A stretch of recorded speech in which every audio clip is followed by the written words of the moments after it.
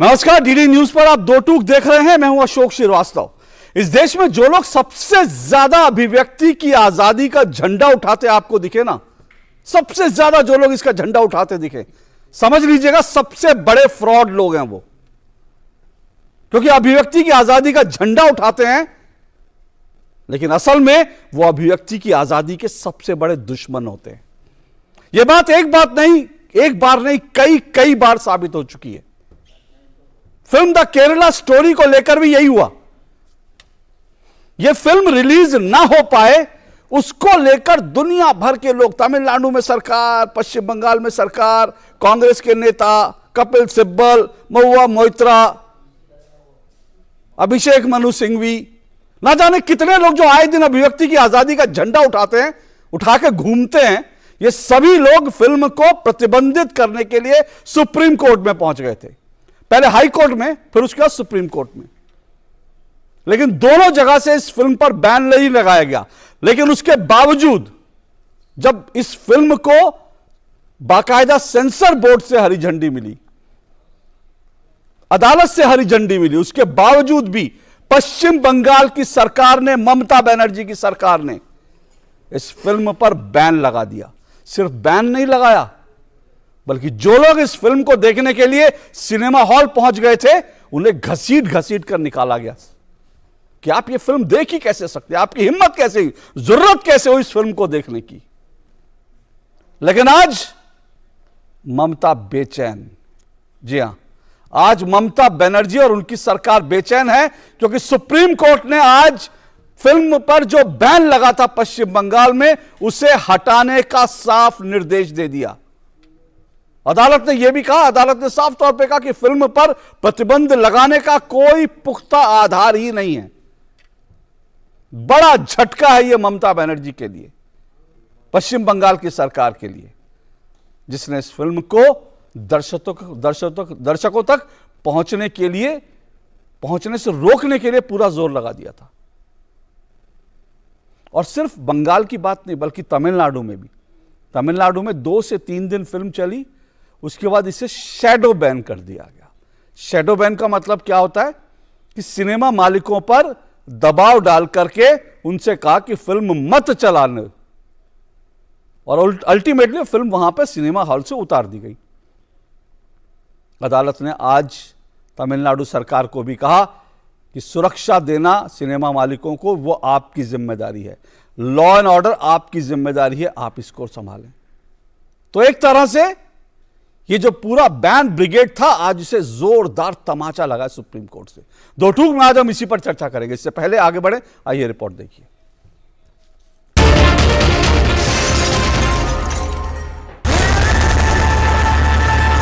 एक सनसनीखेज घटना ने केरला की रूह तक को हिला दिया है। Just come back, you're not safe, Shalini. Please come back. पश्चिम बंगाल की मुख्यमंत्री ममता बनर्जी को आज एक बड़ा झटका लगा, जब सुप्रीम कोर्ट ने केरला स्टोरी फिल्म पर प्रतिबंध लगाने के पश्चिम बंगाल सरकार के फैसले को पलट दिया। ममता बनर्जी की सरकार ने केरला स्टोरी फिल्म को एक समुदाय के खिलाफ भड़काऊ बताते हुए इस पर बैन लगा दिया था। एक तरफ जहां ये फिल्म पूरे देश में सफलता के झंडे गाड़ रही है, उत्तर प्रदेश और मध्य प्रदेश सहित कई राज्य सरकारों ने केरला स्टोरी को टैक्स फ्री कर दिया है। वहीं ममता बनर्जी अड़ी थी कि वो पश्चिम बंगाल में फिल्म को रिलीज ही नहीं होने देंगी। करीब 3 दिन तक फिल्म वहां चली, लेकिन फिर इस पर बैन लगा दिया गया।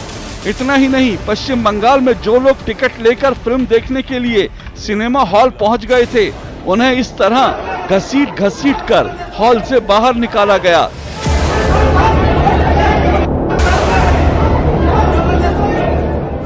लेकिन सुप्रीम कोर्ट ने आज बंगाल में फिल्म पर लगी रोक हटाने का आदेश दे दिया। इससे पहले पश्चिम बंगाल की सरकार की तरफ से पेश हुए वकील अभिषेक मनु सिंघवी ने बैन को जायज ठहराते हुए कहा कि फिल्म से लोगों की भावनाएं भड़कने का खतरा था। लेकिन सुप्रीम कोर्ट ने साफ कहा, केरला स्टोरी फिल्म पर बैन का कोई भी पुख्ता आधार नहीं है। कोर्ट ने तमिलनाडु सरकार पर भी सख्त टिप्पणी करते हुए कहा कि सरकार इस फिल्म को दिखाने वाले सिनेमा हॉल्स को सुरक्षा दे और सरकार या उससे जुड़े लोगों की तरफ से सिनेमा मालिकों पर कोई दबाव न बनाया जाए। कोर्ट के इस फैसले को लेकर फिल्म के निर्देशक विपुल शाह ने खुशी जताई। ये एक बहाना था कि कोई इस लॉ एंड ऑर्डर की सिचुएशन हो सकती है, जबकि ये बहुत क्लियर था कि 3.5 दिन जब बंगाल में पिक्चर चल रही थी तो एक भी वारदात तो हुई नहीं।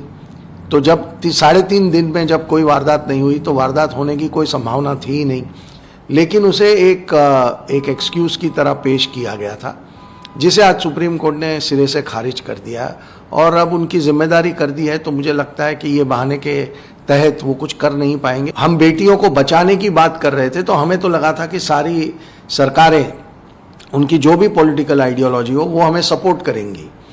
तो हमें ताज्जुब हुआ कि जब एक महिला होते हुए बंगाल की मुख्यमंत्री ने इस फिल्म को बैन करने का ऑर्डर दिया। तो क्या मैसेज है कि लड़कियों को जो टेरर ग्रुप फंसाते हैं उन्हें एक्सपोज करने वाली फिल्म को बैन करके क्या मैसेज देने की कोशिश हो रही थी। तो हम तो समझ ही नहीं पा रहे थे, पर आज ये सारा मामला अब खत्म हो चुका है। फिल्म को बैन नहीं लगा सकते, पर्टिकुलरली जब सेंसर बोर्ड ने फिल्म को अप्रूव कर देता है उसके बाद कोई स्टेट उसको बैन नहीं लगा सकता। तो ये बैन इलीगल था। सुप्रीम कोर्ट और एक बार ये प्रूफ किया कि फिल्म देखने की अधिकार पूरे देश की सारे लोगों की है। आप फिल्म को पसंद कर सकते हैं, फिल्म को नापसंद कर सकते हैं, लेकिन आप किसी को जबरदस्ती रोक नहीं सकते। तो हमारी भरोसा सुप्रीम कोर्ट के ऊपर हमेशा था और एक बार ये साबित हुई। Thank you. सुप्रीम कोर्ट के फैसले के बाद अब ममता बनर्जी को फिल्म तो रिलीज करनी ही होगी, लेकिन टीएमसी के तमाम नेता और मंत्री अभी भी फिल्म के खिलाफ जहर उगल रहे हैं। Supreme Court has given its observation. Now, following this, Honorable Chief Minister, what action she will take is Didi will say, it's not possible for me to say. But what I always wish to re-emphasize is, look at the intent. Her intent was that no communities should be hurt. In case any community feels hurt and reacts, and that is why if there is a law and order disturbance, for which she took the call.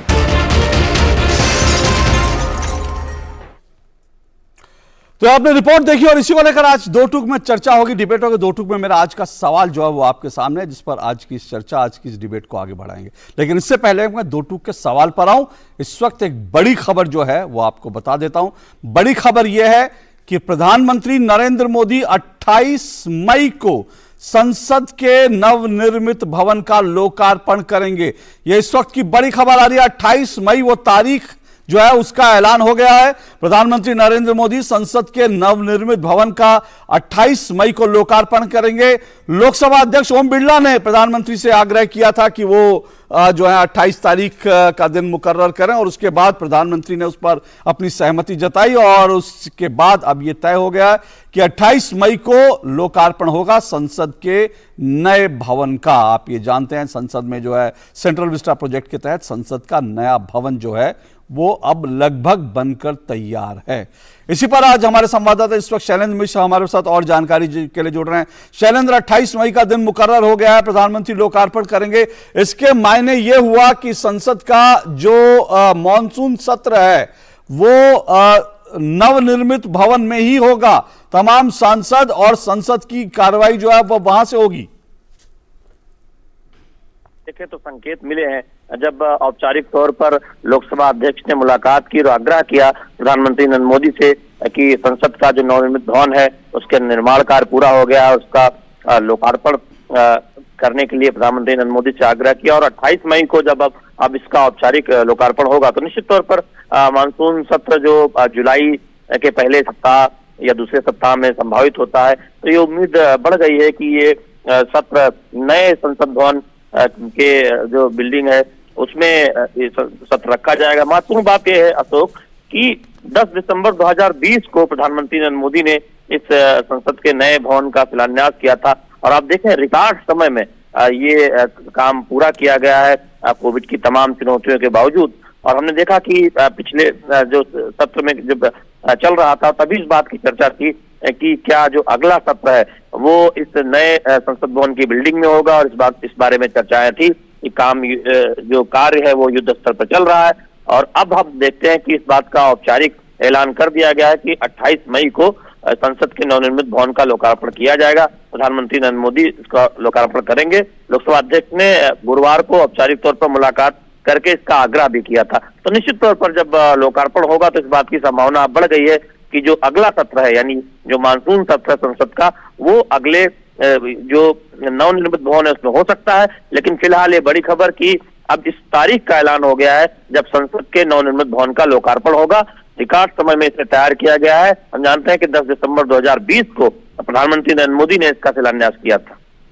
बहुत बहुत शुक्रिया शैलेंद्र मिश्र आपका जानकारी देने के लिए। तो 28 मई को संसद के नवनिर्मित भवन का लोकार्पण होगा। प्रधानमंत्री नरेंद्र मोदी जो है इसका लोकार्पण करेंगे और उसके बाद से उम्मीद ये जताई जा रही है कि अगला सत्र जो है वो नए सदन से ही संचालित होगा।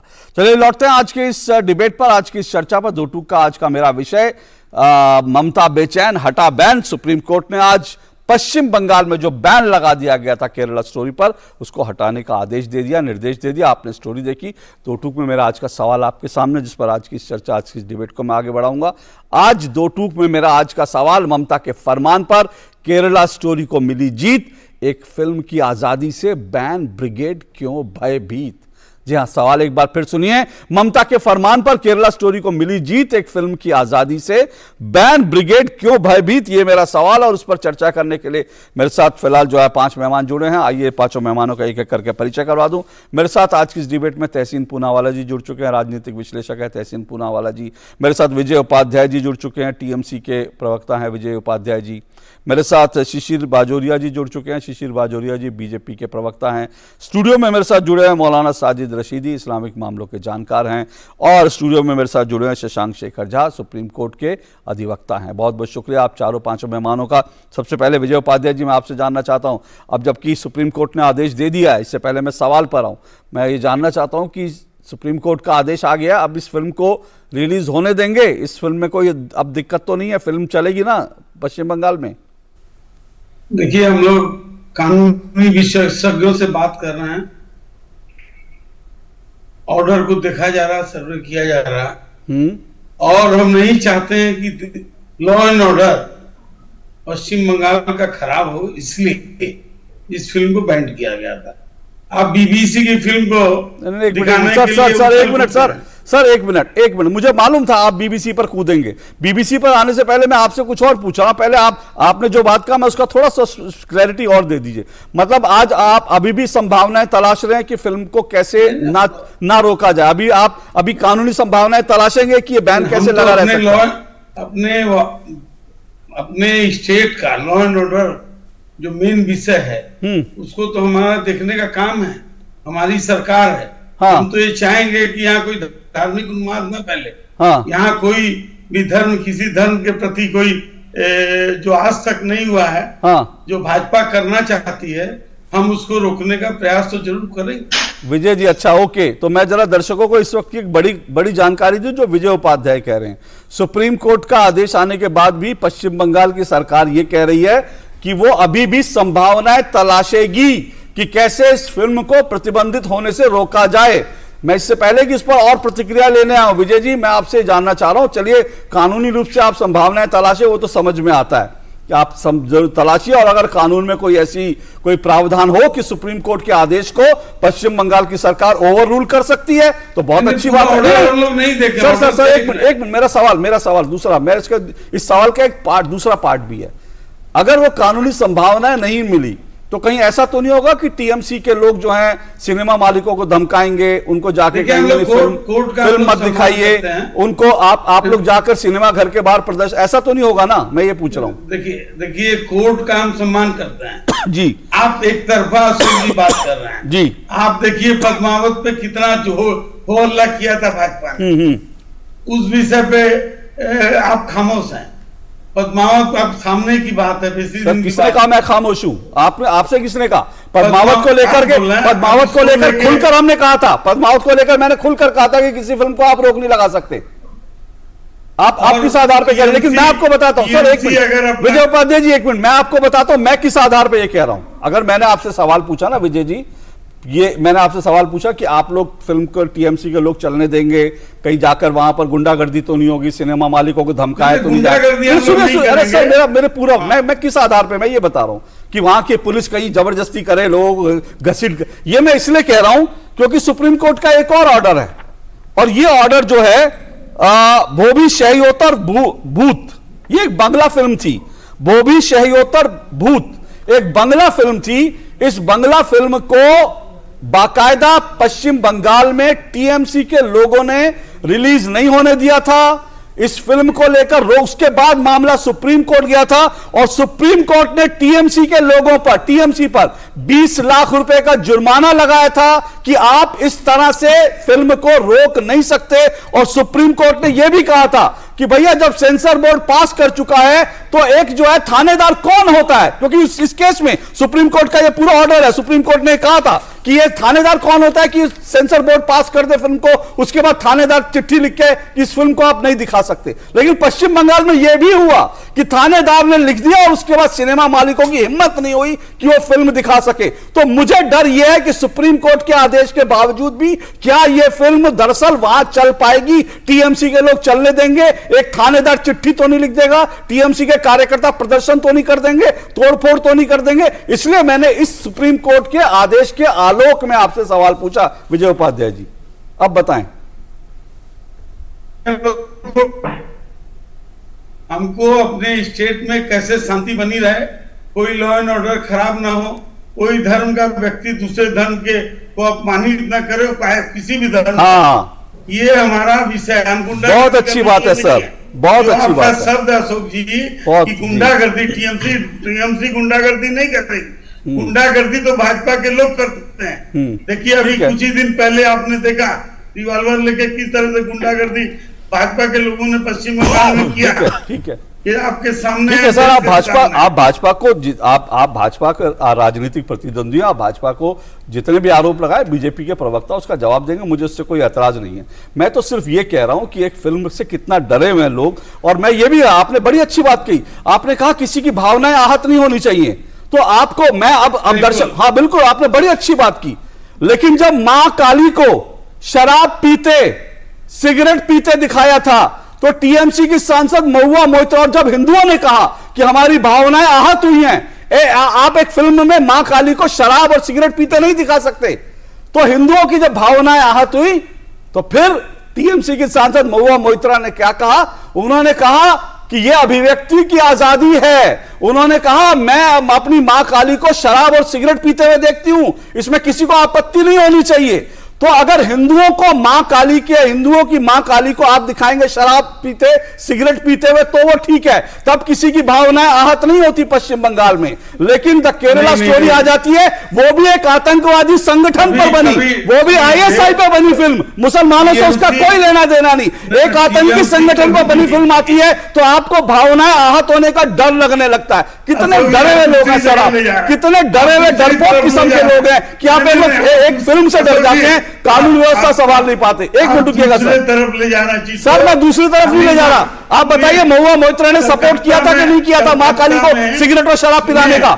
पश्चिम बंगाल, कलकत्ता में मां काली का ही स्थान है, मां काली का स्थान। तो उनको आप सिगरेट और शराब पीते दिखाएंगे, वो सही है, वो सही है, सिगरेट शराब पीते दिखाएंगे, वो सही है। ममता बनर्जी, वाह गजब है, गजब है, और वो हर एक साल उनके यहाँ पूजा होता है। गजब है सर। रुकिए, मुझे मां काली पर मैं डिबेट नहीं करना चाहता, मैं केरला स्टोरी पर रहना चाहता हूं, अभिव्यक्ति की। एक मिनट सर, मैं अभिव्यक्ति, लेकिन स्टोरी को दूसरी तरफ ले गए। मैं दूसरी तरफ नहीं, मैं तो अभिव्यक्ति की आजादी की बात कर रहा हूं, क्योंकि अभिव्यक्ति की आजादी का सबसे बड़े झंडा बरदार सर आप लोग बनते हैं, पूजा पाठ सर आप लोग बनते हैं अभिव्यक्ति की आजादी के इतने बड़े झंडा बरदार। इसलिए मैं पूछ रहा हूं आप लोग एक फिल्म से इतना क्यों डर जाते हैं? बहरहाल तहसीन पूनावाला जी, तहसीन पूनावाला जी, आपको लगता है कोई, आप तो अधिवक्ता भी है, लॉयर भी है, आपको लगता है कि अभी भी कोई विकल्प है कानूनी रूप से कि इस फिल्म को, क्योंकि कानून व्यवस्था बिगाड़ सकती है, क्योंकि वहां की डेमोग्राफी ऐसी है। ये अभिषेक मनु सिंघवी जी ने कोर्ट में यह भी कहा कि बाकी स्टेट राज्यों में चल जाती है चल, लेकिन पश्चिम बंगाल की डेमोग्राफी ऐसी है। अब इसका मतलब अंदाजा लगा लीजिए क्या कहना चाह रहे हैं और क्या इसके नेतार्थ हो सकते हैं। ये अपने आप में बड़ा खतरनाक बयान है, मैं ये मानता हूं। आप एक समुदाय को ये कह रहे हैं कि वो दंगे कर सकते हैं, ये कहना चाह रहे हैं आप, मुझे तो ऐसा लगता है। मैं तो इस बयान में ये पढ़ रहा हूं, लेकिन बहरहाल फिर भी तो तहसीन पूनावाला जी, आपको लगता है कानूनी रूप से कोई रास्ता बचा है अभी भी बैन लगाने का? नमस्कार अशोक जी, आपके शो में शिरकत कर रहा हूं, इसलिए आपका शुक्रगुजार हूं। कोई रास्ता नहीं बचा है और सुप्रीम कोर्ट के इस फैसले को मानना होगा। बल्कि मैं एक कदम आगे जाकर कहूंगा, आपको कोई फिल्म बेशक अगर पसंद ना आए इसे ना देखें, कोई न्यूज चैनल पसंद नहीं आए आप चैनल चेंज करें, बिल्कुल, कोई आपको पेंटिंग पसंद नहीं आए आप आर्ट गैलरी से बाहर चली जाइए, किताब पसंद नहीं आए उसे बंद करते रख दीजिए साइड में। लेकिन ऑथर को धमकाना, न्यूज चैनल के मालिक को धमकाना, थिएटर को जलाने की, फिल्म को बैन करने की बात या पेंटिंग को जलाने की, आर्टिस्ट को मारने की बात, ये गलत है, ये लोकतंत्र के खिलाफ है और ये नहीं होना चाहिए। आपने मां काली की फिल्म को उदाहरण दिया, उस वक्त भी मेरा स्टैंड यही था और आज भी यही है। किसी पर आपको फिल्म पे जो बात होती है, ये जो बैन की बात होती है, ये नहीं होनी चाहिए। लेकिन एक इंपॉर्टेंट सवाल उठता है कि अगर हम मां काली पे फिल्म बना सकते तो और विषय पे क्यों नहीं बना सकते? अगर आजादी है बोलने की तो सब जगह पर होनी चाहिए, सिर्फ ऐसे नहीं कि एक ही धर्म पे होनी चाहिए, एक ही समुदाय पे। अगर आजादी है तो सब पर होनी चाहिए या किसी पर नहीं होनी चाहिए। तो ये फैसला देश को करना है, सब पर हो या ना। लेकिन एक लोकतांत्रिक मुल्क पे सब पर बात करने के अधिकार होने चाहिए, पहली बात। दूसरी बात, मैं इस चीज से बहुत ज्यादा ऑफेंडेड हूं कि इस फिल्म को, ये घटिया फिल्म जरूर होगी, खराब फिल्म होगी, बहुत अच्छी फिल्म होगी, मैंने फिल्म देखी नहीं है, लेकिन इसको आप मुस्लिम समुदाय से क्यों जोड़ रहे हो? इसका मुसलमानों से क्या लेना देना? ये एक फिक्शनल फिल्म है, डायरेक्टर ने भी कहा 32,000 का पहला आंकड़ा लगाया, फिर 26 पर आगे, 3 पर आगे, जो भी आंकड़ा है। मैं तो कह रहा हूं एक ही बहुत ज्यादा है, लेकिन एक फिक्शनल फिल्म है, एक फिक्शनल फिल्म है, आप उसको फिक्शन की तरह देखें। ठीक उसी तरह जैसे पद्मावत को एक फिक्शन फिल्म की तरह देखा, जिसके लिए आप खड़े हुए, आप वहां पर क्यों, वहां पर स्टैंड क्यों अलग होता है, यहाँ पर स्टैंड क्यों होता है? लेकिन दिक्कत क्या आती है अशोक जी, मैं आपको बताता हूं। हमारे मुल्क में सब लोग हिपोक्रेट्स हैं, सब लोग हिपोक्रेट्स हैं, चाहे भाजपा हो, चाहे टीएमसी हो, चाहे कांग्रेस हो, राजनीति करते सभी लोग हिपोक्रेट्स हैं। कांग्रेस तस्लीमा नसरीन के बुक के खिलाफ होगी, टीएमसी भी उसके बुक के खिलाफ होगी, सलमान रुश्दी के बुक के खिलाफ होगी, बीजेपी भी सलमान रुश्दी के बुक के खिलाफ होगी, बीबीसी डॉक्यूमेंट्री के खिलाफ बीजेपी होगी। लेकिन सुप्रीम कोर्ट में कहेगी हमने डॉक्यूमेंट्री को बैन नहीं किया। यहाँ पर वो फिल्म, यहाँ पे वो फ्रीडम ऑफ स्पीच के लिए खड़ी होगी, वो कहेगी इस फिल्म को दिखाओ। टीएमसी कहेगी इस फिल्म को बैन करो, लेकिन बीबीसी की डॉक्यूमेंट्री दिखाओ। सब लोग हिपोक्रेट है। फ्रीडम ऑफ स्पीच किसी को डिफेंड नहीं करना, ये हमारे देश में दुर्भाग्य की बात है। मैं दोबारा से कह रहा हूं, मैं मां दुर्गा की उस फिल्म से इत्तेफाक नहीं रखता हूं। मैं समझता हूं इससे घिनौनी फिल्म इस देश में नहीं, दुनिया में नहीं बनी, और उस फिल्म मेकर को घसीट कर लाना चाहिए कनाडा से और यहां पर उसको सजा देनी चाहिए। मैं इस चीज में मानता हूं। लेकिन अगर आप हिंदुओं पर फिल्म बना सकते, मेरी बात तो समझे अशोक जी, अगर आप हिंदुओं पर फिल्म बना सकते तो फिर हर धर्म पे फिल्म बनाने की आपको अधिकार होना चाहिए, या तो किसी पर मत बनाओ। ये ट्रू फ्रीडम ऑफ स्पीच है। फ्रीडम ऑफ स्पीच ये नहीं कि आप एक समुदाय पे बनाओ, दूसरे पे नहीं। Sorry, I don't agree with this. या तो आप सब पे बनाओ या किसी पर मत बनाओ, ये फैसला देश करे। या तो आप तहसीन जी, आप जो बात कर रहे हैं ना, जब ये इससे पहले, जब इस फिल्म के रिलीज से पहले जब इसको रोकने के लिए लोग गए थे, तब भी अदालत ने यही कहा था, सुप्रीम कोर्ट ने कहा था कि भाई इससे पहले हिंदुओं को लेकर के कितनी फिल्में बनी हैं, कितने लोगों ने वो किया, उस पर किसी को आपत्ति नहीं हुई। तो आज ये आपत्ति, कोर्ट ने एग्जैक्टली यही कहा था। और आप बिल्कुल ठीक कह रहे हैं कि या तो हम सबको एक यार्ड स्टिक से देखें, या तो हम कहें किसी धर्म को लेकर कोई फिल्म नहीं बने, और अगर फिल्म बन रही है तो फिर एक का विरोध, दूसरे का समर्थन, दूसरे का समर्थन, एक का विरोध। ये डबल स्टैंडर्ड जो है, मैं आज टीएमसी का डबल स्टैंडर्ड की बात कर रहा हूं, क्योंकि मुझे आज भी याद है डेरेक ओब्रायन, महुआ मोइत्रा सबसे ज्यादा जो है छाती पीट पीट कर कहते हैं अभिव्यक्ति की आजादी नहीं देश में रही। टीएमसी सबसे ज्यादा कहती है अभिव्यक्ति की आजादी नहीं रही। मुझे याद है पठान फिल्म को लेकर जब बवाल चल रहा था तो अमिताभ बच्चन साहब पश्चिम बंगाल गए, वहां उन्होंने कहा कि इस तरह का पठान फिल्म को लेकर भी बैन का, मैं तो कहता हूं कि किसी भी तरह की बैन का किसी को समर्थन नहीं करना चाहिए। कोई लोग देखना चाहे ना देखना चाहे, ये उनकी अपनी आजादी है। फिल्म रिलीज हो, लोग नहीं देखना चाहेंगे, डब्बे में बंद हो जाएगी, फ्लॉप हो जाएगी, अगली बार वो ऐसी फिल्म कोई बनाएगा ही नहीं। अगर अच्छी फिल्म होगी लोग देखेंगे, तो इसलिए उसको विरोध करना। लेकिन यहां पर शिशिर बाजोरिया जी, एक सवाल आपसे जरूर बनता है, वो यही कह रहे हैं कि भाई आप लोग भी हिपोक्रेट्स हैं इस मामले में। अभी मैंने उनको रोक दिया था, विजय उपाध्याय जी को, कि भाई ठीक है आप उधर नहीं जाए, क्योंकि मैं विजय उपाध्याय जी से ये सुनना चाहता था कि क्या वहां पर लोगों को एक फिल्म देखने की आजादी मिलेगी, उस फिल्म को देखने की आजादी जिसको सुप्रीम कोर्ट कह रही है कि नहीं ये फिल्म चलनी चाहिए, उसको भी आजादी देने के लिए अभी विजय उपाध्याय जी खुलकर आए नहीं हो उसके पक्ष में। लेकिन मैं आपसे पूछ रहा हूं, आप पे भी तो आरोप लगते हैं, आप जब जिसको चाहते हो बैन कर देते हो, जब जिसको चाहते हो आप उसको चलने देते हो। वो बीबीसी की तरफ जा रहे थे। शिशिर जी। अशोक जी, सबसे पहले तो ये बोलूंगा, आज जो सुप्रीम कोर्ट का फैसला आया उससे बेटी बचाओ हमारे देश में वापस से कायम हो गया। और खास करके देश में तो था ही, मैं बंग प्रदेश का हूं, बंग प्रदेश में कायम हो गया। बेटी बचाओ वापस से कायम हो गया।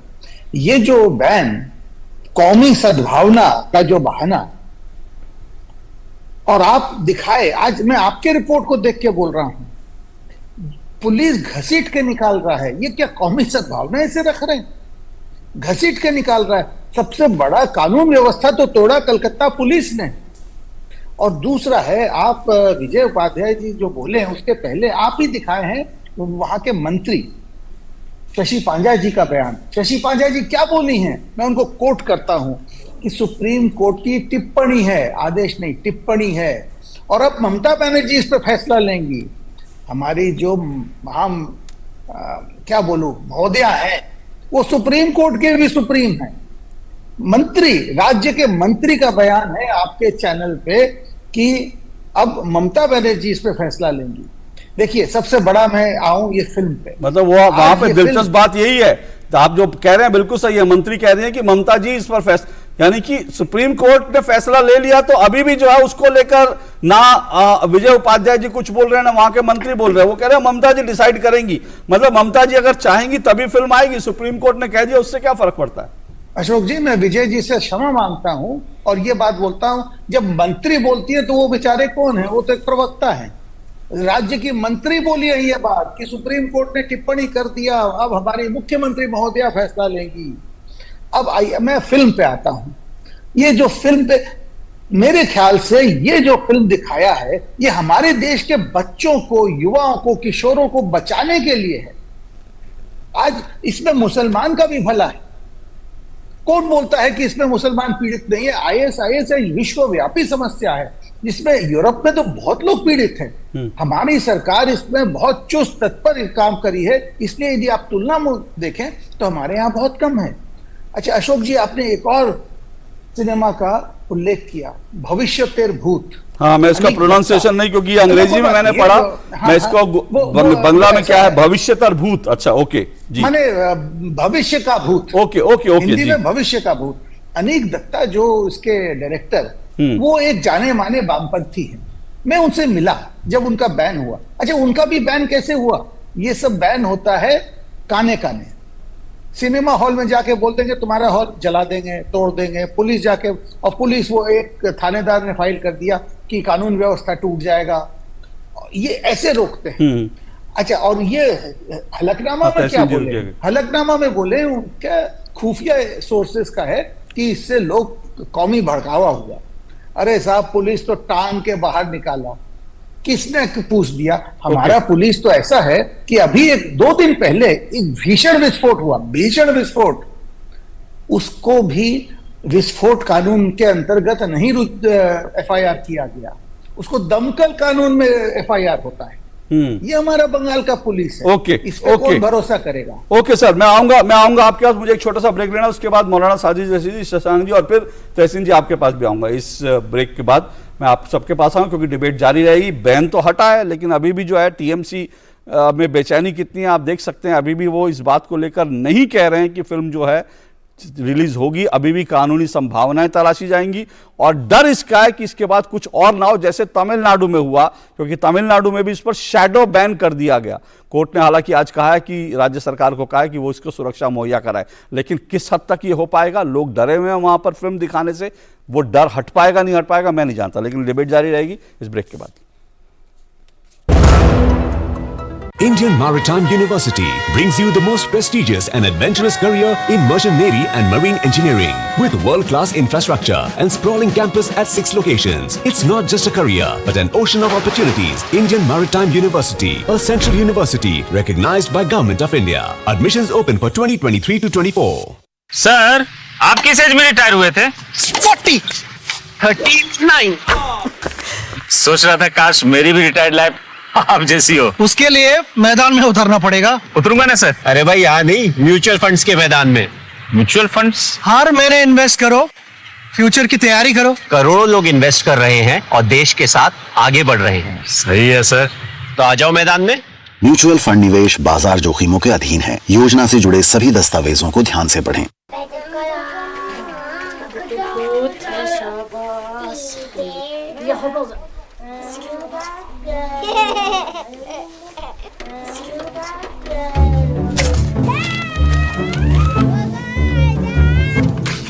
चाचा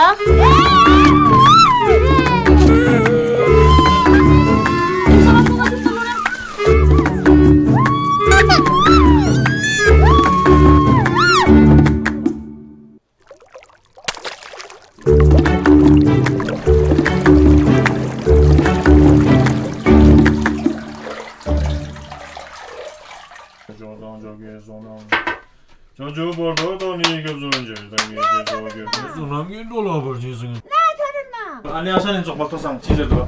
양용 선저기 땅바. 옛날 딜라스 벤장 연구인도 그작당 일패저기 연도.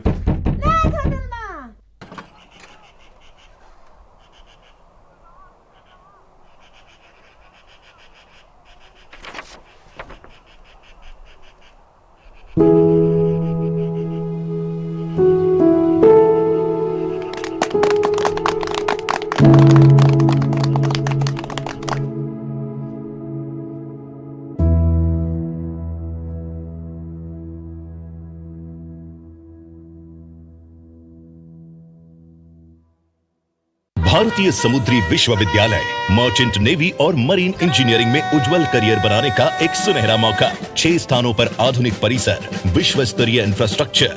ये सिर्फ एक करियर नहीं, ये अवसरों का सागर है। भारतीय समुद्री विश्वविद्यालय भारत सरकार के अधीन वर्ष 2023-24 के लिए प्रवेश आमंत्रित हैं।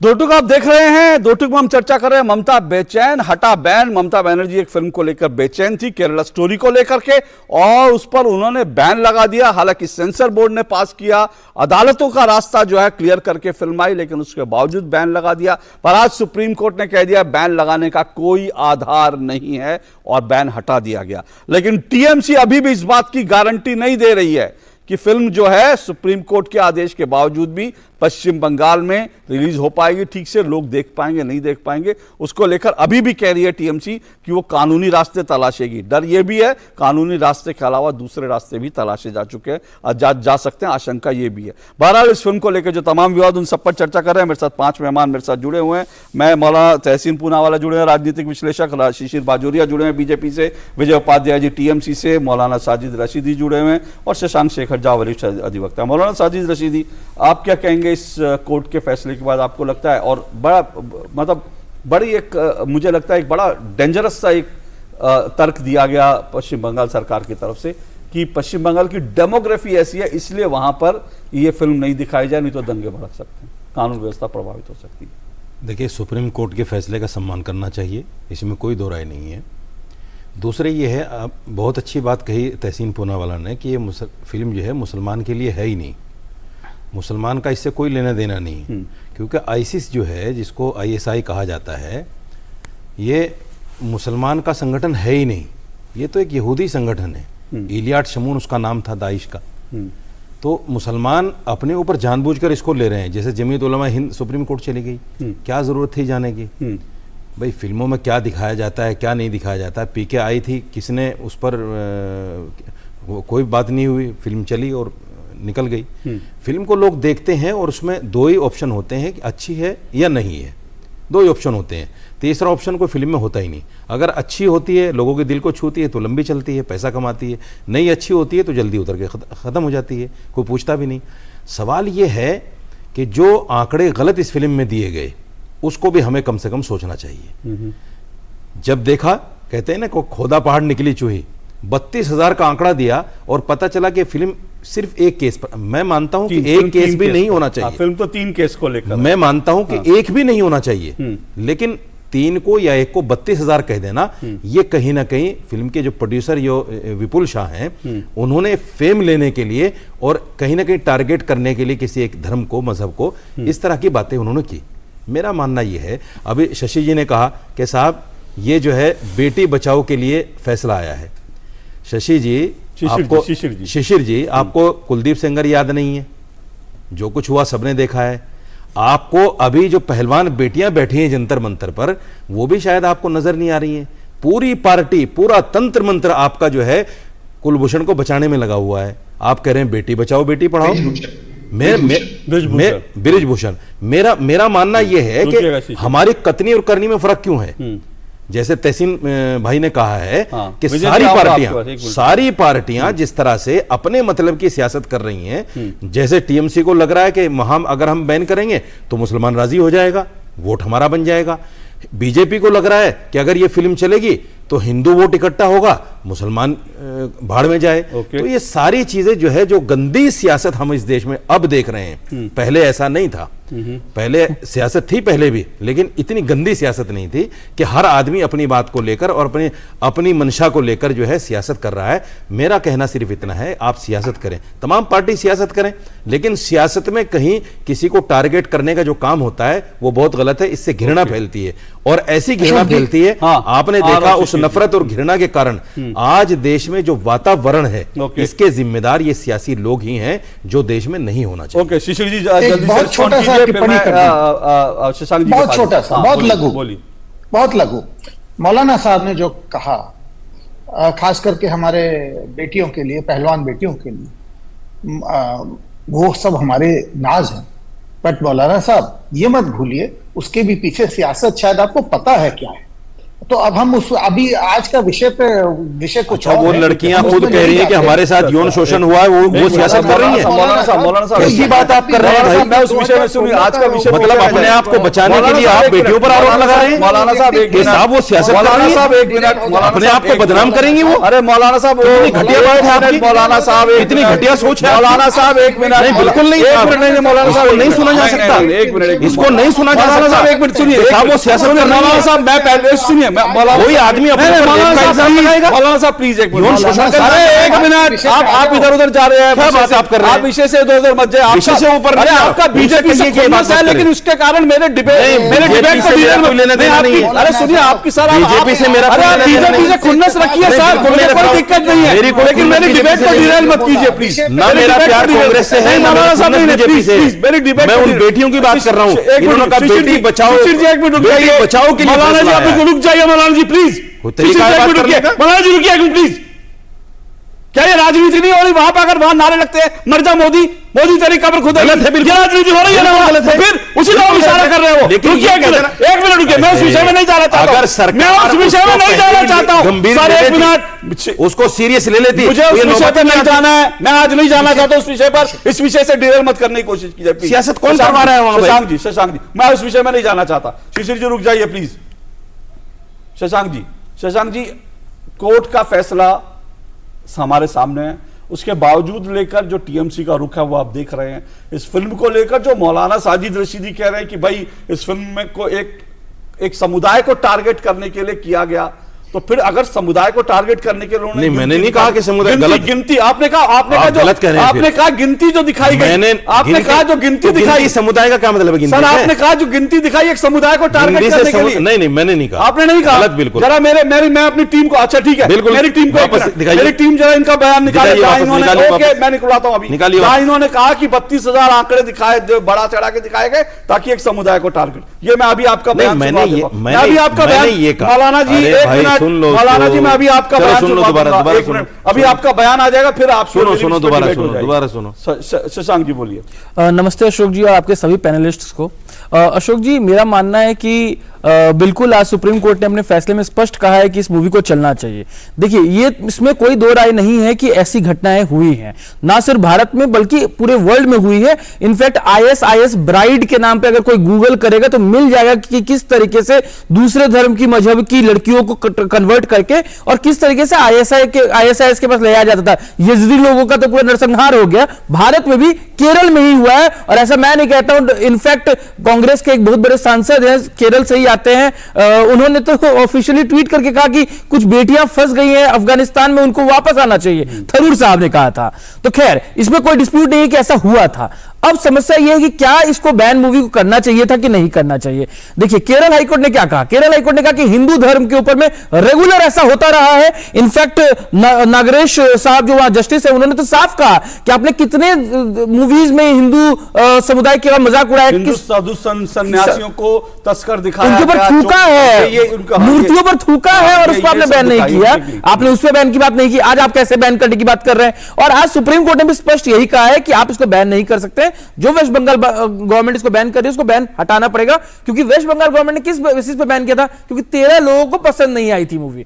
अब दूसरी बात जो तहसीन पूनावाला यहाँ कह रहे हैं या और बाकी लोग भी कह रहे हैं कि इस देश में सबके लिए न्याय बराबर होना चाहिए, और कैसे 2014 के बाद ही ऐसी चीजें हो रही है? नहीं, क्या नेहरू के समय में मूवीज बैन नहीं होती थी? अरे उनके पास तो पूरा एक लिस्ट था। मजू सुल्तानपुरी का गाना को बैन कर दिया गया था, कई सारी किताबें बैन की गई थी। उसके बाद इंदिरा गांधी के समय तो इमरजेंसी के समय क्या नहीं हुआ, राजीव गांधी के समय में बुक्स बैन होती थी, डाविंची कोड से लेकर हर चीजें बैन हुई थी। और on the contrary other hand दूसरे समुदाय के साथ क्या हुआ, यहीं पे एक बहुत बड़े मशहूर पेंटर हुआ करते थे, वो दुर्गा जी की नग्न तस्वीर बनाते थे और उसको कहते थे आप क्रिएटिविटी है। यहां पे मतलब एक तरह से हिपोक्रेसी इस तरीके से आपने बढ़ाया हुआ है, और आज जब उस दूसरे तरफ के लोग भी क्रिएटिव अपना मान के और एक मूवी बना रहे हैं तो आप कह रहे हैं कि नहीं नहीं हमारे खिलाफ ऐसा क्यों बता रहे हो। इनफैक्ट कोर्ट में जब आर्गुमेंट होता है, केरल कोर्ट में, तो इनफैक्ट कांग्रेस के ही नेता जो वहां पे आर्गुमेंट कर रहे थे एज अ वकील, उन्होंने कहा है कि एक गलत दूसरे गलत को मिला के दोनों को बराबर नहीं कर सकते। अगर हिंदुओं के साथ गलत हुआ तो आप मुस्लिमों के साथ भी गलत नहीं कर सकते। इसका मतलब कि वो मान रहे थे कि हिंदुओं के साथ गलत हुआ है, तो अगर आप मान रहे हो कि हिंदुओं के साथ गलत हुआ तो आप यहां डिफेंड क्यों करने आ रहे हो, और यहां आ रहे हो तो उस समय डिफेंड क्यों नहीं किया? पीके मूवी देश में रिलीज हो जाती है जहां शिव जी दौड़ते हुए दिखाते हैं, उस पर आप बैन करने की बात नहीं करते हो, कहते हो कि फ्रीडम ऑफ। मैं वही कह रहा हूं कि फिल्म को लेकर तहसीन जी, क्योंकि आप सेकंड अशोक जी एक छोटी सी बात और, इनफैक्ट इस केस में एक और बहुत अच्छी चीज हुई, मेरा मानना है कि ये होनी चाहिए थी। In fact chief justice of India के इस बेंच ने यह भी कहा है कि वह इस मूवी को देखेंगे, इस मूवी को देखेंगे और एक डिटेल्ड गाइडलाइन बनाएंगे कि इस देश में जहां 140 करोड़ लोग रहते हैं, जहां हर धर्म और समुदाय के लोग रहते हैं, वहां क्या मूवी होनी चाहिए क्या नहीं होनी चाहिए, किसको आप हेट स्पीच में कहेंगे और किसको आप आर्टिस्टिक फ्रीडम में कहेंगे, क्योंकि भीड़ तंत्र के हिसाब से नहीं चलना चाहिए देश। बिल्कुल ठीक बात है। पर तहसीन जी एक फिल्म को लेकर के, क्योंकि आप मुंबई में भी काफी रहते हैं, फिल्म इंडस्ट्री से आपका काफी जुड़ाव है, फिल्म इंडस्ट्री में भी हम देख रहे हैं कि जब इस तरह एक तरफा ये एक मोटे तौर पर धारणा है कि एक तरफा फिल्में बनती थी। अब हमने देखा कि कश्मीर फाइल्स, केरला स्टोरी आई, कश्मीर फाइल्स आई, उसको लेकर एक अलग तरह से लोग देख रहे हैं, कह रहे हैं कि नहीं नहीं ये तो नफरत फैलाने वाली फिल्म है, जबकि इस तरह की फिल्में पहले भी आई होंगी, उनका रुख दूसरी तरह का रहा होगा। आप देखिए केरला स्टोरी तो आई ममता जी के निशाने पर, उन्होंने कश्मीर फाइल को लेकर भी बयान दे दिया कि ये तो झूठी फिल्म है। तो इस तरह की चीज लेकर के तो ये आप कैसे देखते हैं? फिल्म को लेकर के अभिव्यक्ति ब्रिगेड, एक बैन ब्रिगेड है, परेशान रहता है इस देश में हमेशा।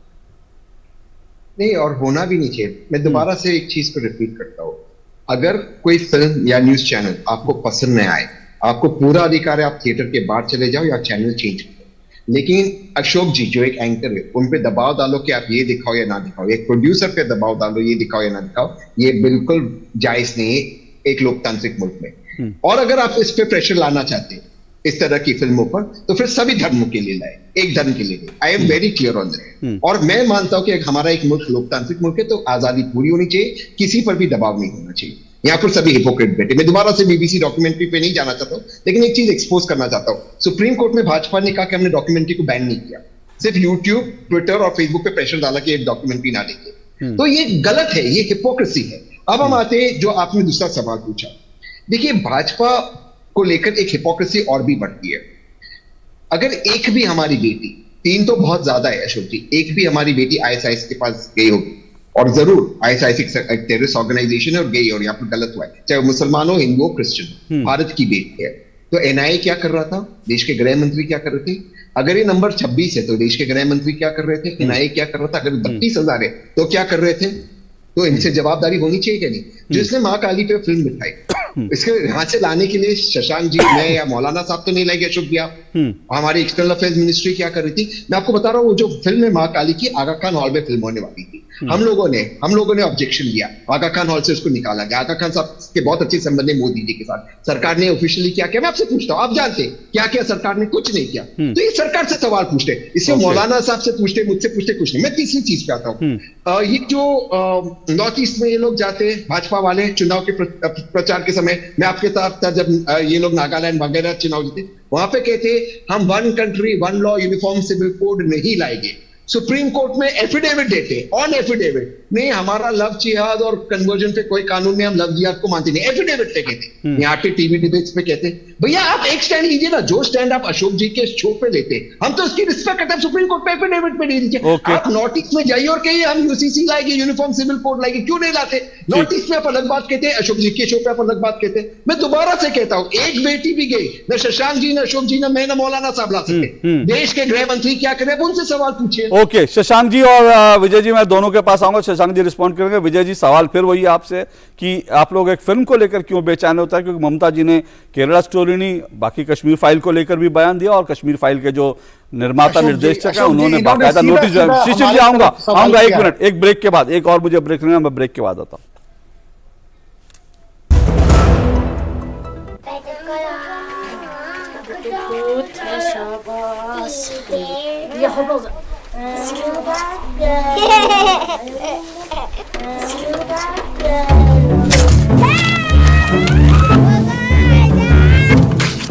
चाचा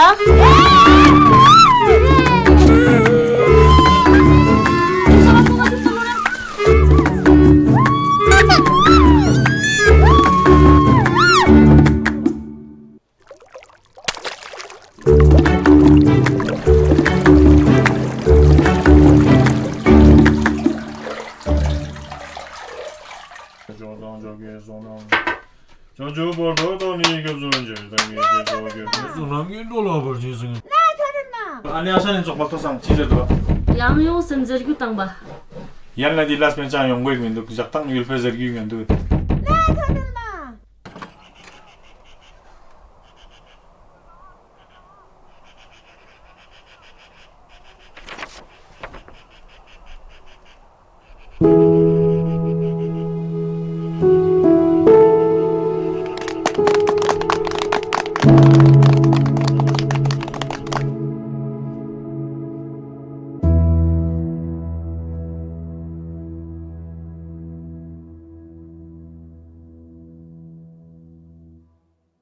काफी टैलेंटेड है आपकी बेटी।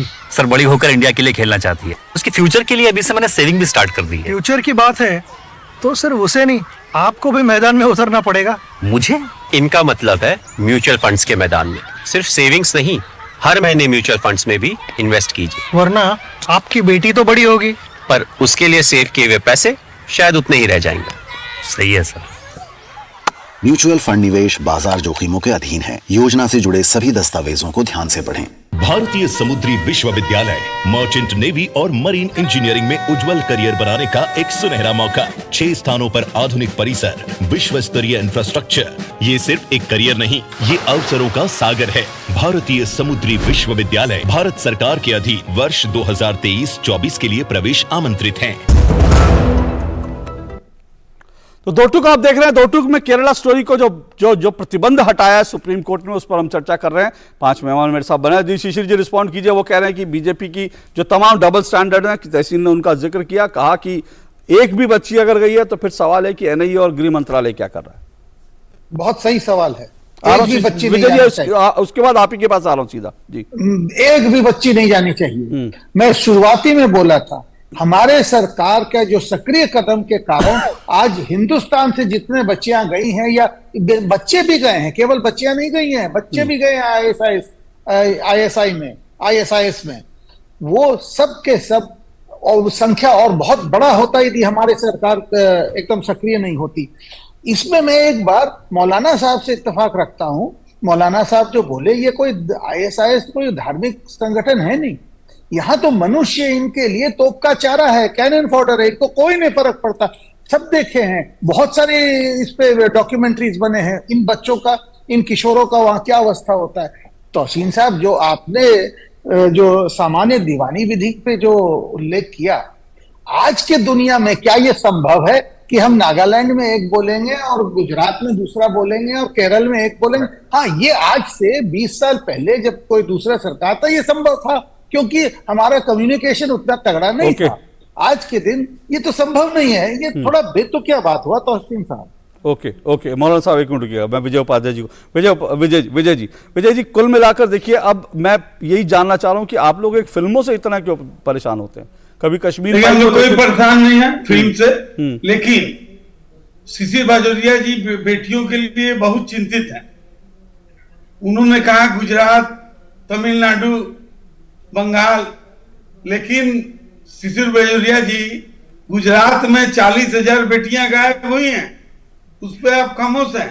19-20 बंगाल की में बात करेंगे, 4,700 बंगाल की बात करेंगे, आप बेटियां। बंगाल से हैं, बात करेंगे, गुजरात की बात कर रहा हूँ, बंगाल की बात करेंगे सर। 40,000 बेटियां गायब द्वितीय स्थान पे है, 4,700 द्वितीय स्थान पे है, हमारा दुर्भाग्य है। में गायब हुई है। देखिए सर, एक मिनट शिशिर जी और विजय जी रुकिए एक मिनट, शिशिर जी, विजय जी रुकिए एक मिनट, मेरा आज का एक मिनट, शिशिर जी, विजय जी एक मिनट रुकिए। ये फिल्म के कंटेक्स्ट में ये डिबेट होना ठीक है कि भाई एक बच्ची भी क्यों जाए, ये फिल्म के कंटेक्स्ट में बात ठीक है, और इस पर एक मिनट विजय जी एक मिनट, इस पर डिबेट हो, मुझे आपत्ति नहीं है, लेकिन एक मिनट विजय जी एक मिनट, लेकिन मेरे विजय जी एक मिनट प्लीज विजय जी मेरी बात सुन लीजिए, प्लीज विजय जी मेरी बात सुन लीजिए। मैं कह रहा हूं ये डिबेट हो मुझे, लेकिन आज जो कि विषय जो है, क्योंकि आज सुप्रीम कोर्ट का फैसला आया है, मैं आज इसी विषय पर, और एक फिल्म से क्यों डरते हैं लोग, मैं इस विषय पर रखना चाहता हूं। तो विजय जी प्लीज, मैं शशांक जी एक मिनट, मेरा आपसे बड़ा स्पेसिफिक सवाल था कि भाई आप लोग एक फिल्मों को लेकर इतने परेशान क्यों होते हैं। अभी आपको मैंने बंगला फिल्म बता दी, कश्मीर फाइल बता रहा हूं, केरला स्टोरी बता रहा हूं, आप लोग एक फिल्मों को लेकर इतना क्यों डरते हैं कि आप कहते हैं एक यहाँ की डेमोग्राफी फाइल से क्यों डर रहे हैं? हाँ? गुजरात फाइल से क्यों डर रहे हैं भाई?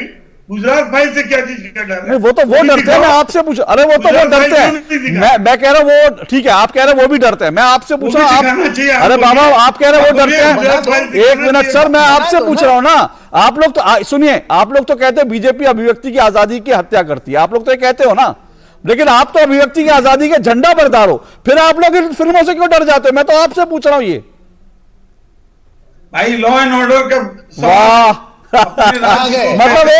मतलब पश्चिम बंगाल का लॉ एंड ऑर्डर इतना खराब है, पश्चिम बंगाल का लॉ एंड ऑर्डर इतना खराब है कि एक फिल्म आने से लॉ एंड ऑर्डर खराब हो जाता है पश्चिम बंगाल का। और ये बात आपने सही कही, ये बात विजय जी आपने बिल्कुल सही कहा। पश्चिम बंगाल का लॉ एंड ऑर्डर क्या है, इसको लेकर के हाई कोर्ट भी कई बार टिप्पणी कर चुका है, और पश्चिम बंगाल का लॉ एंड ऑर्डर इतना खराब है कि एक फिल्म आ जाती है तो वो डर जाते हैं। लेकिन एक मिनट मौलाना रशीदी, एक मिनट शशांक जी, मौलाना रशीदी, आपने ये कहा कि विपुल शाह ने जो 32,000 का आंकड़ा दिखाया एक समुदाय को टारगेट करने के लिए किया गया, आपने नहीं कहा? मेरी बात सुनिए। नहीं सर, आपने कहा ना, आपने मुझसे डिबेट की, मैंने आपसे नहीं कहा। आप कहे तो मैं आपका बयान चलवा दूं, चलवा दीजिए ना, जरा चलवा दीजिए, जरा मौलाना साजिद रशीद जी का बयान चला दीजिए। वो मुझे काउंटर कर रहे हैं, कह रहे हैं उन्होंने ऐसा कुछ कहा ही नहीं कि एक समुदाय को टारगेट करने का, जरा चला दीजिए मौलाना साजिद रशीद जी का बयान उनको सुना दीजिए। गलत इस फिल्म में दिए गए उसको भी हमें कम से कम सोचना चाहिए। को खोदा पहाड़ निकली चूही, 32,000 का आंकड़ा दिया और पता चला कि फिल्म सिर्फ एक केस पर, मैं मानता हूं कि एक केस भी नहीं होना चाहिए, फिल्म तो 3 केस को लेकर, मैं मानता हूं कि एक भी नहीं होना चाहिए, लेकिन 3 को या 1 को 32,000 कह देना, ये कहीं ना कहीं फिल्म के जो प्रोड्यूसर जो विपुल शाह हैं, उन्होंने फेम लेने के लिए और कहीं ना कहीं टारगेट करने के लिए किसी एक धर्म को, मजहब को, इस तरह की बातें उन्होंने। Thank you. तो सर आपका ये बयान था, मैंने आपको सुनवा दिया, जिससे आप अपने खुद बयान से मुकर गए, देखिए खुद मुकर गए। मैं इसलिए कहता हूं मेरी डिबेट में झूठ ना बोले, मेरी डिबेट में तथ्यों से हेरफेर ना करें, मैं पकड़ लूंगा सर, मैं पकड़ लूंगा। टीवी वालों की दिक्कत पता क्या है? सर दिक्कत आपकी है, कड़वा कड़वा थूथू, मीठा मीठा गप। सर अभी आप मुकर गए और आप कह रहे हैं आपके जो बात आपके फेवर जाए वो तो अच्छी है सर, मैंने तो सीधी सी, और जो आपके फेवर ना जाए सर मैंने तो आपसे सीधी सी बात पूछी थी। मैंने कहा मैंने तो सवाल शशांक जी से पूछा था कि शशांक जी इन्होंने ऐसा कहा, आपने कहा मैंने ऐसा कहा ही नहीं, आपने कहा मैंने ऐसा कहा ही नहीं, जबकि तब मैंने कहा आपका बयान, मैंने आपके बयान पे आपको रोका भी नहीं था। सर एक मिनट मैं आ रहा हूँ आपके पास, मैं आ रहा हूँ, अभिव्यक्ति की आजादी हमें भी आपको मिलेगी सर, आपकी मुझे तो नहीं बिल्कुल। अरे सर आप इतना बोल, मैं एक मिनट, मैं सिर्फ इतना कह रहा हूं, मैंने आपके ऊपर कोई क्वेश्चन नहीं उठाया था आपकी बात को लेकर, मैंने ये शशांक जी से पूछा था कि वो ये कह रहे हैं, तब आपने मुझे काउंटर कर दिया कि मैंने ऐसा कहा ही नहीं, इसलिए मैंने चलाया कि आपने ऐसा कहा। आपने किसी से ये नहीं पूछा कि मैं जो लड़कियों के बारे में पूछ रहा हूं कि ऐसा नहीं होना चाहिए, अभी भी क्यों हो रहा है? आपने तो नहीं पूछा शिशिर जी से? पूछ लिया शिशिर जी से, विजय जी ने भी वही पूछा, विजय जी ने भी वही पूछा, विजय जी ने भी वही पूछा, अभी तहसीन जी ने भी वही पूछा, शिशिर जी से वही पूछा। जवाब दिया? कोई जवाब मिला? हाँ, कह तो रहे हो, मिला। क्योंकि हर जगह देखिए बीजेपी हो, कांग्रेस हो, मैं फिर कहता हूं सर, आप मैं किसी पार्टी का प्रवक्ता नहीं, दिक्कत नहीं सर। नहीं, आप बार बार कहते हैं बीजेपी को, मैं नहीं कोसता बीजेपी को, ना मैं कांग्रेस से प्यार करता हूं। मैं तो ये कहता हूं कि ये देखो टीएमसी जो है अभी भी ये नहीं कह रही कि ठीक है सुप्रीम कोर्ट ने फैसला दे दिया, चलो हम मानेंगे उसको। मैं अभी भी कह रहे हैं हम रास्ता तलाश कर रहे हैं। एग्जैक्टली, मेरी डिबेट यही है सर। ये बात क्या है? ये बात यही है जो शिशिर जी कर रहे हैं या कांग्रेस कर रही है या टीएमसी कर रही है। ये यही तो बात है कि साहब मेरे फेवर में आएगा तो मैं मानूंगा, मेरे फेवर में नहीं, अगर मुझे लगेगा मेरा वोट बैंक जा रहा है तो मैं तो नहीं मानूंगा सुप्रीम कोर्ट को भी। यही तो हो रहा है जो कुछ हो रहा है। तो इसलिए मेरा कहना यह है कि सियासी पार्टियों को कम से कम, जैसे तहसीन भाई ने कहा, मैं भी कहता हूं कि एक रूल बनना चाहिए कि साहब इस पर फिल्म बनेगी, इस पर नहीं बनेगी। और इस टॉपिक पर होगा, इस टॉपिक पर नहीं होगा। आपके शो पे अशोक जी आखिरी होते होते बात निष्कर्ष पे आ ही गई। बात अल्टीमेटली डेमोग्राफी की है, जो आज सुप्रीम कोर्ट में कांग्रेस के वरिष्ठ नेता और वरिष्ठ वकील अभिषेक मनु सिंघवी ने कह दिया। विरोध कौन कर रहा है इस पूरे मूवी का? केरल सरकार, तमिलनाडु सरकार और आपका वेस्ट बंगाल सरकार। बंगाल में कौन सरकार चला रहा है? कांग्रेस का ही एक दूसरा अंग Trinamool Congress, United opposition. Supreme court में विरोध कौन करता है? एक सेकंड, सुप्रीम कोर्ट में विरोध कौन करता है? कपिल सिब्बल और अभिषेक मनु सिंघवी, जो कि कांग्रेस के पार्ट है। क्या बोल के विरोध कर रहे हैं कि भाई ऐसा मत करिए क्योंकि डेमोग्राफी ऐसी है, हम सह नहीं पाएंगे। इसका मतलब है मानते हैं कि तथ्य ये है लेकिन हम दिखाने नहीं देंगे। और ऑन द अदर हैंड उन्हीं के नेता कहते हैं वो तो साबित कर रहे हैं कि मुसलमान दंगा ही है, एक बात भूल जाते हैं, मुसलमान दंगा करा देगा। एक बात भूल जाते हैं कि एनसीआरबी की डेटा ये कहती है कि वेस्ट बंगाल में सबसे ज्यादा क्राइम है। एनसीआरबी की डेटा ये कहती है कि सबसे ज्यादा पॉलिटिकल वायलेंस बंगाल में, हर हफ्ते बम फूट रहे हैं। मतलब उनका लॉ एंड ऑर्डर ऐसे ही खराब है। तो किसी एक के ऊपर मत्था टेकना है, किसके ऊपर टेकेंगे? केरल स्टोरी पे, एक मूवी पे। तो मेरा मानना है कि साइंस को आर्ट के ऊपर ठोक के आप अपना एक कांग्रेस ये साबित करने की कोशिश कर रही है, कांग्रेस ये साबित करने की कोशिश कर रही है कि मुसलमान दंगाई हैं। अगर ये फिल्म बंगाल में चलेगी दंगा हो जाएगा, ये साबित करने की कोशिश कर रही है। मैंने यही कहा, जवाब कहते हैं डेमोग्राफी के, तो यही मैंने एग्जैक्टली कहा। तहसीन जी, ये बड़ा खतरनाक अपने आप से जो अभिषेक मनु सिंघवी ने जो तर्क दिया था, बहुत खतरनाक है कि डेमोग्राफी हमारी ऐसी है इसलिए यहां मत चला। उत्तर प्रदेश में चल सकती है, वहां पर ये मध्य प्रदेश में चल सकती है, कश्मीर में चल सकती है, लेकिन हमारे यहां चलेगी तो डेमोग्राफी ऐसी है, लॉ एंड ऑर्डर खराब हो जाएगा। तहसीन कांग्रेस के नेता गलत तर्क नहीं देना चाहिए। क्या मतलब है? मैं दोबारा से कहता हूं, ना कोई फिल्म हिंदुओं को रिप्रेजेंट करती, ना कोई फिल्म मुसलमानों को रिप्रेजेंट करती। जिसको फिल्म देखना है वो एंटरटेनमेंट के लिए देखो। कल आप पठान फिल्म देखोगे तो कोई दीपिका के फैंस दुखी हो गए तो वो हड़ताल पे आ जाएंगे, तो कल कोई शाहरुख खान के फैंस आ जाएंगे। रुकेगा कब? हर चीज में अगर सब कुछ दुख होगा तो इतना विशाल मुल्क चलेगा कैसे? लेकिन बीजेपी को मुझे एक्सपोज करना है। ये टाइम्स ऑफ इंडिया की रिपोर्ट है। मेघालय में बीजेपी अलायंस पार्टनर्स है कॉनराड सांगमा के साथ। अमित शाह जी ने कहा इनसे भ्रष्ट व्यक्ति कोई नहीं, पूरे देश में, मेघालय की बात नहीं की, पूरे देश में अलायंस किया। तहसीन जी, अभिव्यक्ति की आजादी पर आप एक्सपोज कीजिए, मैं नहीं रोकूंगा। राजनीतिक अदला बदली पे एक्सपोज करने का आज समय नहीं है, किसी और दिन कर लेंगे। मैं आप अभिव्यक्ति की आजादी के मुद्दे पर बीजेपी को एक्सपोज करें, स्वागत है, क्योंकि मेरा आज का विषय वही है। नहीं तो बीजेपी को एक्सपोज करने के लिए, कांग्रेस को एक्सपोज करने के लिए, टीएमसी को एक्सपोज करने के लिए बहुत सारे तर्क है, लेकिन आज विषय जो है ना, विषय 15 सेकंड अशोक जी, 15 सेकंड दीजिए, 15 सेकंड दीजिए। नहीं, एक सेकंड, विषय इसी का है क्योंकि यूसीसी को आपने लेकर मुझे चैलेंज किया। यूसीसी में रेजोल्यूशन पास हुआ है अशोक जी, यूसीसी को लेकर। ओके शिशिर जी, ओके शिशिर जी रिस्पॉन्ड कर दीजिए, सिर्फ 30 सेकंड। बहुत साफ है तहसीन जी, मौलाना साहब, इनके बयान से साफ हो गया कि इस विषय पे ये जस्टिस इस विषय पे और कुछ नहीं बोल सकते। हाईकोर्ट में कहा था, पूरे ब्रह्मांड घूम एक सेकंड, जस्टिस नागरेश ने हाईकोर्ट में कहा था केरल स्टोरी के बारे में, और ये आखिरी पंच होगा। उन्होंने कहा था कि इस मूवी से सिर्फ एक ही कम्युनिटी ऑफेंड हो सकती है, और वो आईएसआईएस खुद है। इसके अलावा कोई ऑफेंड नहीं हो सकती। तो मुझे नहीं लगता कि इससे बड़ा स्टेटमेंट और क्या हो सकता है। तो सवाल ये है कि जो लोग आज भी इस फिल्म को रोकना चाहते हैं, वो आईएसआई जो आतंकी संगठन से ऐसा क्या भाईचारा है कि भाई वो उनको गलत तथ्यों में नहीं गलत, उनको गलत तरह से प्रेजेंट नहीं दिखाना चाहते। वो चाहते हैं आईसिस जो है उसको अच्छे से दिखाए। ऐसे कौन लोग हैं? जो वही लोग हैं ना जो इस फिल्म को बैन लगाना चाहते हैं, और ये वही लोग हैं जो अभिव्यक्ति की आजादी के झंडा बरदार बनते हैं। इसलिए मैं कहता हूं ये बड़े ढकोसलेबाजी करने वाले लोग हैं, इनका ढकोसला समझिए। ये जो अभिव्यक्ति की आजादी का जो झंडा पीसते हैं, छाती ठोकते हैं संसद में बैठ के, संसद के बाहर, ये लोग कितने फोखले लोग हैं अंदर से कि एक फिल्म से डर जाते हैं और राज्य की कानून व्यवस्था एक फिल्म से गड़बड़ा जाएगी, इसलिए फिल्म को रोकने की बात करते हैं। आज इतना ही, सभी मेहमानों का शुक्रिया, नमस्कार।